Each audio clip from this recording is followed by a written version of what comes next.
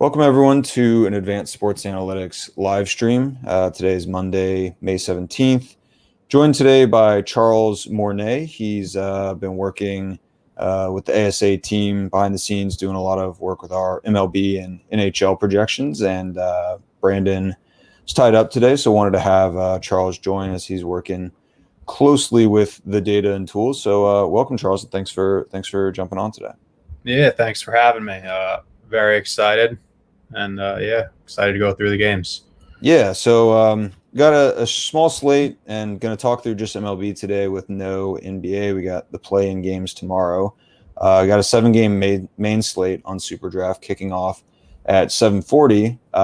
So before that, encourage you guys to check out the single-game champion mode contest that they have for New York Mets versus Atlanta. For those of you guys that aren't familiar, the champion mode is the single game format. We have one guy joining, Nomad Traveler, new member here, new to DFS. Well, great. Thanks for joining, Nomad. So we can start by kind of kicking off just this SuperDraft scoring format and specifically the champion mode. So SuperDraft in general, compared to other sites which use salaried formats where you have to pick players that fit under a certain salary limit, SuperDraft is unconstrained as far as what players you pick. All players have multipliers associated with them. Nomad says here for Atlanta, New York has questions about pitcher and captain. Great, well, we'll get to that. You have a multiplier attached to every player, and the goal is to optimize towards fantasy points in which players achieve fantasy outcomes are multiplied by the fantasy points, by their multiplier. So naturally, the best players like on the slate, Ronald Acuna, just been one of the most productive players in baseball this year. He has the highest raw projection among hitters, but also has the lowest multiplier, only 1x. Less productive guys. I mean, Freddie Freeman, very productive, but he's at 1.5x. So for Ronald Acuna to beat kind of Freddie Freeman 1v1, Acuna has to score 50% more fantasy points than Freeman, or if he scores exactly 50%, they tie. The champion slot applies a 50% boost to all players' multipliers. So that doesn't mean that like Freddie Freeman at 1.5x will get a bump of plus 0.5, but rather he gets a bump of 50% of his 1.5. So an increase of 0.75, such that his multiplier is at 2.25. I think the way I'm thinking about the captain slot, or champion slot rather, is trying to optimize towards guys and their value. Naturally, the players with the highest value, with just their base multiplier, I think are going to have projectable for the highest value with their champion multiplier. So, Charles, I know you're working kind of closely with the projections and making sure the optimizer's up and running each day. Who are some of the I guess we can start with batters. Who are some of the batters that are standing out as like the top values for us on the slate? So we're looking at a lot of Atlanta tonight. Dansby Swanson, Albies, Mathis, Freeman, a lot of these mid-tier Braves hitters. Our projections are just loving, and it'll work pretty well with a stack from the pitcher perspective. Our projections love Max Fried. I haven't seen this type of discrepancy in how much value we see here yet. So, I mean, I'd be all over this. Yeah, so it is interesting with Fried. The pricing is very, correlated to Fried and Walker's performances this year, and specifically their ERAs. I mean, Fried is bringing a 6.55 ERA into the game, Walker a 2.2 ERA, and I think it's pricing that is potentially likely to trip up. So I know like Nomad mentioned that they are a new DFS player. Understanding what statistics are good indicators for real world baseball outcomes and what statistics are good indicators for DFS outcomes, I think is super important. I think naturally new DFS players gravitate towards rostering pitchers based on their ability to prevent runs. And I think DFS scoring systems, SuperDraft, just like all the other ones, tend to reward heavily pitchers for generating strikeouts. I think on SuperDraft, the penalty for an earned run is -2 fantasy points pre-multiplier. And of course, SuperDraft also does penalize like hits and walks. I know FanDuel does not, DraftKings does. So, if a pitcher gives up a home run, it's really -2 for the earned run, -0.5, I believe, for the hit. But they offer a 2-point bonus for strikeouts. So, in short, like pitchers can overcome giving up runs if they're able to generate a lot of strikeouts. And, the ERA for Fried has been concerning. He is allowing lots of runs, has been this year. But when you look at some of the long form metrics for Fried and Walker, I mean, it's very clear to me that like Fried is just the stronger pitcher. He's got better whiff numbers than Walker, both this year and over the past year. I don't have those in front of me. I believe like Walker's at like a 22% whiff rate over the last 2 years, over the last 730 days. And I think Fried is at like 27%. So, I think like Fried is just naturally going to be a guy who is generating more swing and miss. I'm sorry, Walker is at 20 over the last 2 years. Walker has a whiff rate of 20% compared to Fried at 25%. Over the last 180, that both of these guys have kind of had whiff rates at about 2% higher than their long-term clip so far this year. So like Walker, I think, is a guy who so far has been successful in preventing runs at a better rate than Fried. And, I find that to be odd. Like Walker this year has allowed still like a slightly higher barrel rate than Fried. He's allowing weak contact at a lower rate than Fried. And, I guess just the I don't know. It's kind of like somehow Walker is keeping runs off the board and Fried is really struggling to keep runs off the board. The pricing on both these guys are aligned with the ERAs that you see for both of them. I guess, Charles, when I'm looking through the underlying StatCast metrics, there's reason to believe that, I think just Fried is the stronger play. And you're suggesting that's kind of what the projections are saying. Yeah, exactly. And I think it's worth noting that, Fried with that 6.33 ERA is largely from some really, really weak early April starts. He gave up 7 on, April 13th and 5 before that, but, has since really settled down with 2 quality starts, giving up 6 in an earned run, 5 in an earned run in his last 2. So we're looking at a guy who's priced for, some blow-ups and a 6.3 ERA, but coming off quality starts, reasonable strikeouts, and the way he's priced with the multiplier, just not really comparable. And it's the reason our model's all over it. It looks great. I mean, Walker, as you mentioned, has almost an inverse regression. He's been incredible. The numbers have been incredible, but there's some reason to believe that, maybe he gets hit soon. He's pitched against some of the worst hitting teams in the league. So there's reason to believe it's strongly mispriced, and Fried just looks great to build a roster around tonight. Yeah. And I think, with these single games, a tough decision to make is like, you can still be, high on Fried and low on Walker, but if there's not enough optimism around the offense that's going up against Walker, it's perfect. There are perfect scenarios where you do feel okay rostering both pitchers.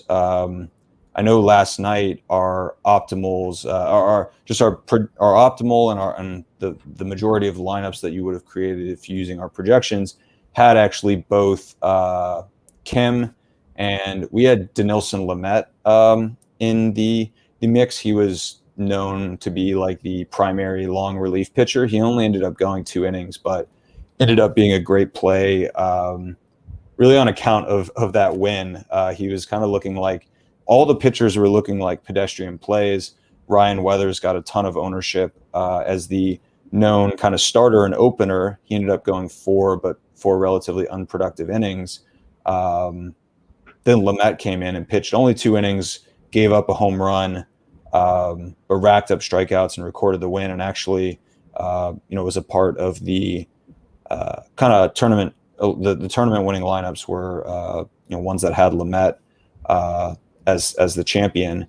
I don't think there will be any kind of surprises there with regards to who. Like, it was the kind of the opener primary reliever situation creates for some interesting single game strategy. We have pure starting pitchers tonight. I will say though, it looks like our optimals and kind of the way the projections for the Atlanta hitters are going, it does seem like the natural construction is going to be Fried at pitcher, fading Walker, and loading up on Atlanta hitters. So I think that will probably be kind of the optimal cash game construction. And from a tournament perspective, I think it also is kind of a nice build. You're just kind of counting on Fried dominating, so therefore you don't want a lot of New York hitters, and the Atlanta hitters dominating, therefore you don't want Walker. I don't know, Charles, do you see like a case to be made for, like, if you were going to play one of the alternate scenarios, maybe where you roster both pitchers and are kind of working under the assumption that the game will be very tight, maybe Atlanta's offense underperforms, or scenarios where I guess you could be low on Fried and just go hitters only, and you're kind of capturing some of the projectable Atlanta hitters, but differentiating a little bit by being off Fried and being on New York hitters. Or, you could go total kind of contrary to how our projections sit and go Walker, no Fried, and then New York hitters. I mean, of those kind of alternate builds or narratives, do you get a sense of kind of what our projections might suggest would be kind of the preferred alternate build? Well, I think it's all over the place. We're significantly higher on Fried from a value perspective than anyone else, and then kind of scattered out throughout a range of hitters on both teams. So I think if we were going alternate, if anything, we'd consider fading the pitchers and look for two of these reasonable offenses to have a better nights and take the pitchers out. I would think most of the chalk tonight would be covering one of the two pitchers with stacks and offenses from each side. So it may be a good way to get some of the fading of the public in. With that said, given how strong Walker has been this year, I wouldn't be surprised if it's a very chalky Walker stack, and then ASAs and our projections are perfectly playing into taking the pitcher with that 6.33 ERA, who we see way more value in, and then throwing in some of those Braves hitters who have started slow, but definitely have some regression to the mean to do over the course of the next month or two. Yeah, no, that would be okay. And Nomad just asked thoughts on rostering both pitchers and rest of Atlanta batters, Fried as champion. Yeah, I mean, I think that makes sense. Like, that being said, yeah, I mean, I guess I don't have a ton of intuition on like which batters would be likely to succeed. I mean, maybe so like a guy like Acuna is interesting. His multiplier is so low that his path to success, and not so much like his own success, but just his path to being a part of like tournament winning lineups is either he has an incredible game, right? Goes 2 home runs, stolen base, gets, multiple RBIs. If that is going to be the case, that means that Atlanta will succeed. There will be some other kind of mix of Atlanta hitters that have a standout performance. Maybe not even stand out, but just a productive performance. I mean, there are kind of routes to, though, like, one in which this idea of going both pitchers makes sense. Where, like, look, if Walker keeps it tight and Fried, has a great game, Acuna maybe hits a solo home run or doubles, steals, scores a run, kind of thing. I could see like a guy like Acuna being a part of more, like, I guess, like, to me it would feel like Acuna is part of an optimal lineup in a low scoring game because there are just so many guys that have higher multipliers than him, and like higher multipliers by a wide margin. If there is any significant level of scoring throughout either of these lineups, it just seems like few routes to Acuna being great and kind of the part of the optimal lineup, unless, of course, he is just accounting for, 70-80% of kind of the runs, RBIs, home runs, which could happen in a modestly scoring game in which Acuna goes crazy. Or I think what is more likely is it happens in a game where both pitchers are locked down. Acuna, drives in or scores pretty much all the runs for the Atlanta side. Maybe a Mets player, has a solo home run or something, and then like that's it. So, I do think thoughts on rostering both pitchers and rest of Atlanta batters. I do think, you could get away with something like Fried, Taiwan, Acuna in captain maybe, and just say he hits like a 3-run homer and drives in, 2 of your Braves hitters. I think it's lower probability. And I think just given like double pitcher ownership tends to be pretty popular. I think you're just going to be taking on more ownership and going up against more likely ownership than is likely the outcome of kind of that game script happening. I don't know, just my 2 cents there. Does that seem? Yeah, I would agree with that, especially, Acuna has to have, it would have to be like for the double pitcher with something like that, it'd have to be like a 7-inning, 4-hit game, and Acuna's 2 or 3 of them. Whereas there's so many other guys, even if Freddie Freeman, who's a 1.5 multiplier, same 10 points per game here, you're just getting more value. And I agree from a consensus perspective, fading the 2 pitchers is going to be a really common play, especially with offenses like this. If you're looking for potential outcomes, a Braves blowout with some of the middle tier Braves hitters is a much more probable and likely probable outcome in comparison to what's going to be played. That said, and if I'm playing a few lineups, I do like I love Fried at the champion with different iterations in there. So Walker with some maybe Braves hitters and hope he goes 6 and a few quality and then gets out and you get some damage done. But yeah, I up and down love what we're projecting tonight. So yep.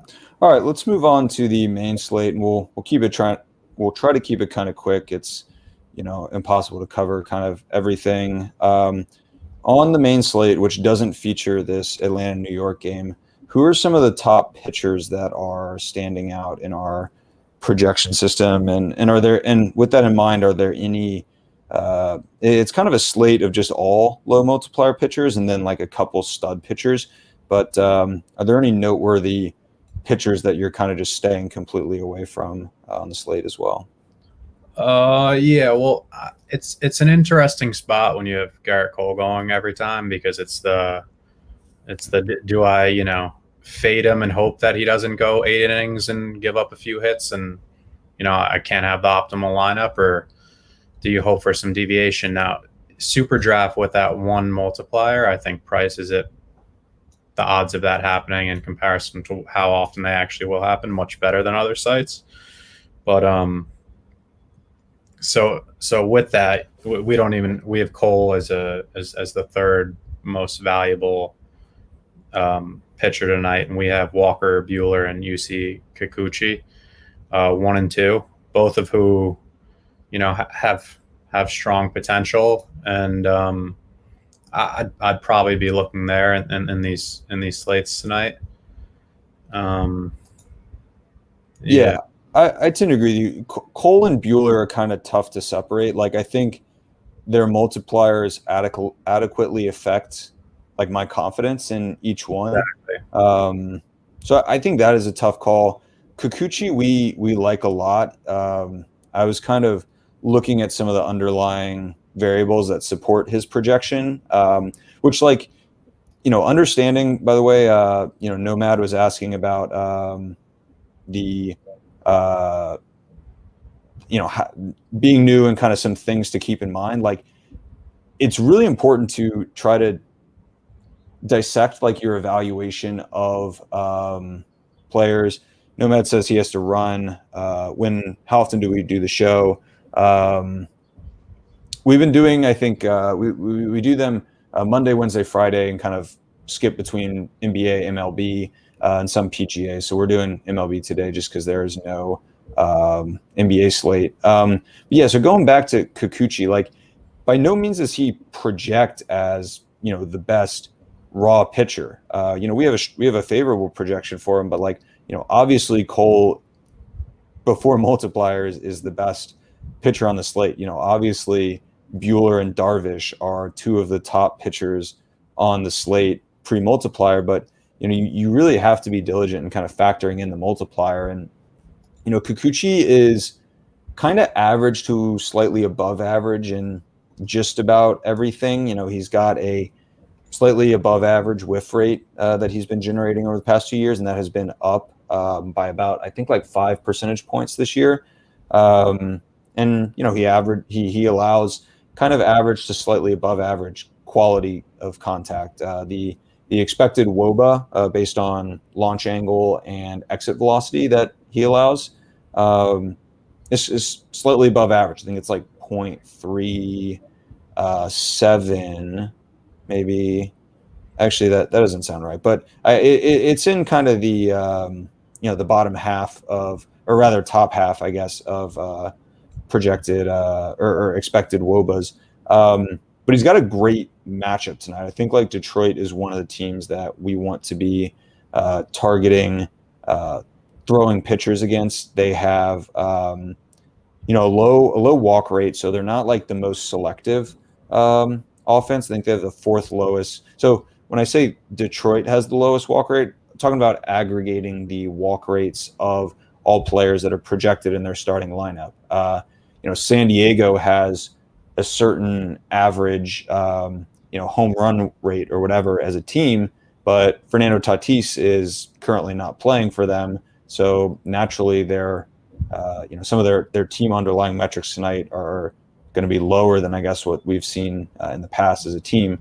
So among projected starters for Detroit, they have the 4th lowest walk rate, and they have the lowest contact rate. So big, like, swing and miss matchup for Kikuchi, who is, I think fairly decent at missing bats. And this year that his ability to miss bats has been up. It's, I guess, his 2nd year in the majors. He made his debut last year from Japan. So I think great matchup for Kikuchi. I mean, like, Buehler and Cole, I think, have good, not great matchups. They're obviously great pitchers. Cole is, great with a capital G, and, Buehler and Darvish, I think, are very, very good pitchers. Let's see. Adbert Alzolay is a guy we have tabbed, I think, as a, reasonably projectable pitcher. He's, I don't know that much about him. I actually watched, though, that Sunday night game, I think, between Atlanta and Philly it was. Or I'm sorry, Chicago and Philly. back when, and he went up against no, well, might not have been the game against Nola. I forget, but he was pitching a primetime game, and he looked reasonably sharp. Has a good slider. Maybe has some control issues, but I could see him putting together a decent game. I don't know, guys that are popping to like stay away from. Jordan Lyles just got a really tough matchup going up against the Yankees. Um, he's like a guy I think that stands out as a fade. Casey Mize, touted prospect, but got a really tough matchup against Seattle. That would be a fade for me. Dallas Keuchel, has had good years in the past, but playing at Minnesota, going up against a big Minnesota lineup, that's probably a fade there. So moving along, just finishing up with hitters. Charles, per our projections, any stacks that are standing out to you as particularly high value among batters? Yeah. So as you alluded to, fading the Yankees, we're seeing a lot of value there. A team who's started slow and heard a lot about an offense that wasn't performing and has come on a lot lately. Another team to potentially stack with pitcher is Seattle, who we're seeing a lot of value with as well. And that could be one of those games where you look for that kind of just blow out 5-0 early, and you face the worst relief pitchers and they really get going. And finally, a team who's been scoring at a clip this year, the Chicago White Sox, looking pretty good. I like any combination of those guys there. Yeah. So the Yankees are getting tonight. It looks like, I don't know if it's projected or confirmed yet. It's like, I'm not sure if maybe Higashioka is the scheduled catcher for Cole, but he's been good in the games. Is that the case? Yeah, that's what they've been doing more or less. Got it. He's been good in the games he's played, and I think maybe his multiplier is up just because he's not an everyday player and like a household name like Gary Sanchez, but he's been hitting the ball pretty well in the games he's played. Mike Ford batting fifth, 1.65 multiplier. These are guys that you can kind of sprinkle in. Like obviously you have studs like Judge, who we're projecting quite well, even though he's got the low multiplier on him. But peppering in some guys like Ford, Kyle H, Voit even 1.2 is kind of a lower multiplier, but still above kind of Judge. And it looks like they have no Stanton tonight, so it looks like Judge and Voit are going to be your two lowest multiplier guys. But yeah, I mean they could light it up against Lyles, and I really like Seattle as kind of that high multiplier option. I think Kyle Lewis will be very popular. People have been pretty well attuned to, he's kind of gotten off to a slow start this year, but I think, everyone knows the offensive and defensive talent that he is. And of course, they just called up Kalinick, and I was looking at some of his StatCast numbers this morning. His average has like his old school, like traditional stats have not been great. I think he's batting below 200. But I mean, the StatCast numbers are good. Like he's hitting the ball hard, 33% barrel rate so far. That would be the highest on the slate by, more than 10 percentage points over like Shohei. Obviously not expecting that to, stay at that level, but I do think Kalinick is a guy who is, really hitting the ball hard and just kind of not going in the right gaps. So I do love like a pretty tight and condensed Mariner stack of like Kalinick, Kyle Lewis, and then like taking Mitch Haniger at 2. I think makes for a really strong kind of higher multiplier stack. And yeah, you touched on Chicago. We like Vaughn, Mercedes, Nick Madrigal batting second or expected to bat second. So these are guys batting towards the top of the lineup. They're on the road, so they should get 9 innings at least of offensive action. So yeah, that makes sense. Just scrolling through to see any kind of one-off plays that we like. Donaldson at 1.2 going up against Keuchel. Good lefty-righty matchup for him. Chris Taylor, we like a decent bit, 1.35.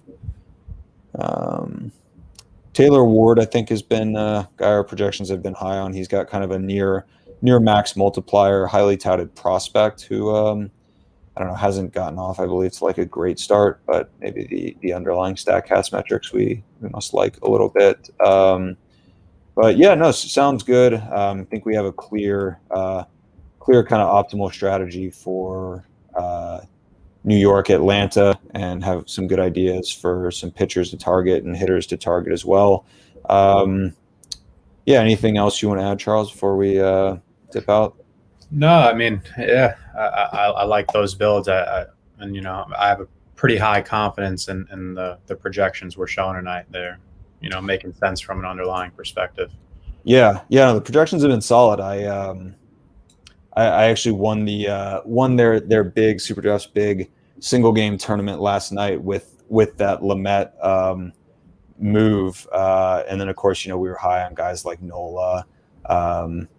Kim, we were he ended up not doing that well, but did well enough and kind of had enough of the right Nola, Pham, San Diego bats. So excited for tonight. I think the way kind of it's shaping out makes a lot of sense to me. So yeah, hoping those projections have some success tonight. Hoping they do for you guys as well. Encourage you to use them to check out the contests on SuperDraft tonight. No NBA, so I think there will be some good action for MLB.